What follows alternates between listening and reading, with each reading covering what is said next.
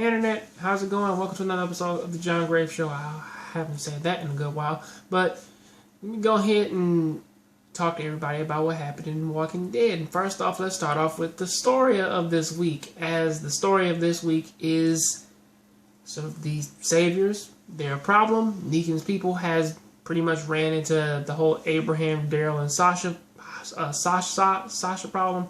Now it's messing with the Hilltop. Their brand new food source, which kind of is feeding them for like the rest of the month, or at least for now anyway. So yeah, that is a problem.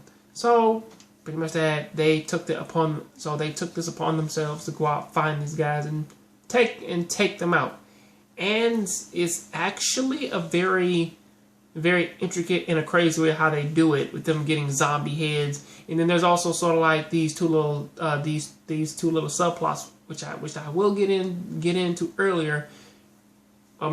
later, in terms of what is going on in this episode. So yeah, that's pretty much it for the story in terms of that. They just gotta find the Saviors. They know where their base is at, and they're going and they're about to clean house. So it's pretty much just a story of this, or at least of this portion of the episode, or at least what's happening.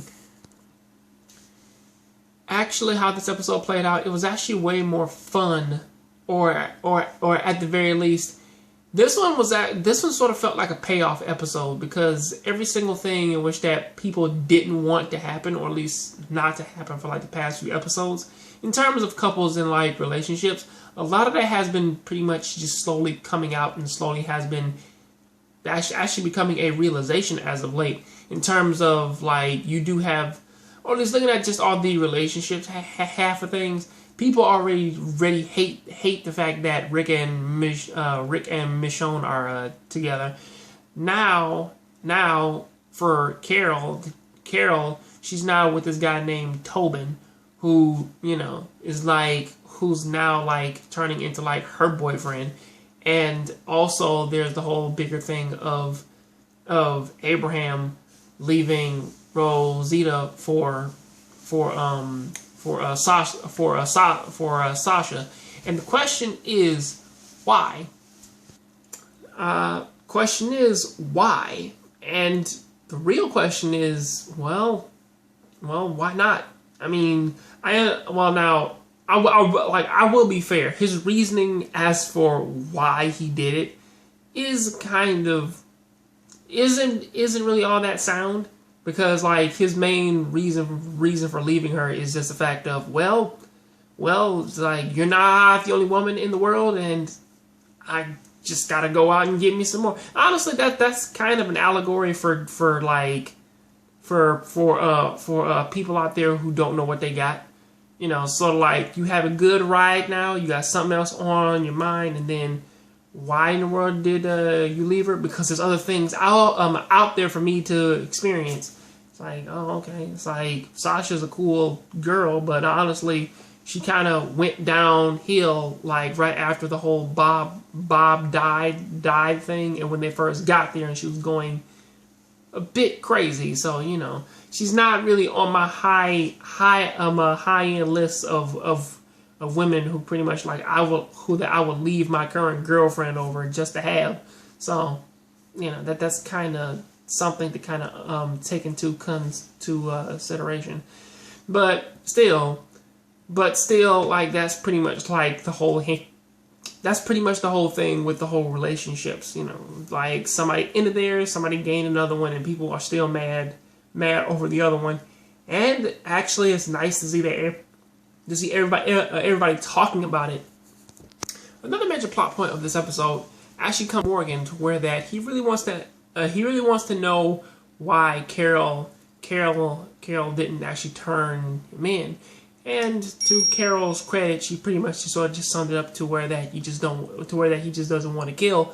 But it's like everybody else kind of, at least Rosita anyway, she kind of is on the fence there of actually trying to actually help his character, or at least trying to help him as a person.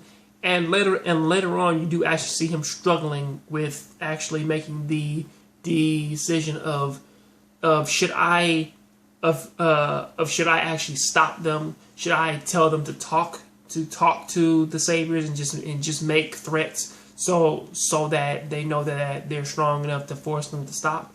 However, pretty much Rick actually kind of has the more interesting plot mindset here, is because you can't really conversate with these people, because their whole thing is take and take and take. Whereas Rick and his group, they're planning on trading with the Hilltop as well, and they can't really get anything from that if this other source is taking just about half of every, to where that they're taking half of everything which that they gain. So pretty much I can sort of see it as a trader's thing, from trader's perspective, of saying that really, what's the point of me trying to help these people and trade with them if they're giving half of their things away to somebody else? So really, there's no reason for that, So that is mostly the bigger reason as to why they had to do it.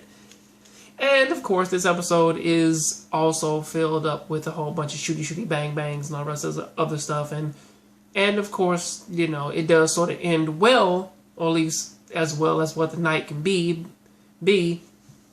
But there is something that I really did was on the back of my mind, and that was what happened when the whole conversation started with the whole Glenn and a Heath conversation of that they both never killed a human being, but then when they proceeded to do this night raid and kill all of these people, it went on to Glenn found these crazy pictures that actually did kind of foreshadow events if you've read the comics, to where that it's something about Negan, to where is that he likes to beat people's heads in with a baseball bat. The crazy part about it is the fact that he actually took pictures of it. So I'm like, well, yeah, that's kind of a problem, But then from that though, it's like, well, that's not good. That's actually terrible, stuff like that. And hopefully that this doesn't happen, or hopefully that they don't recreate this with Glenn, because if they do, I know a lot of people who will not watch The Walking Dead because of something that happened to Glenn. But still, though, that is how this episode pretty much wraps up, with everybody, cleaning up the place, and then pretty much making their way out. And then on their way out, they run into one of these guys, and they do get a radio call of some lady saying that she has Carol and Maggie. So who knows what's going to happen on the next episode, except for maybe the cast. But other than that, though, it's like, well, what happened? Or like what happened next? I don't know, but hey, hopefully next time is pretty good, and I'll catch you next time on the next John Graves Show. Please keep watching anime, keep playing video games. I'm out.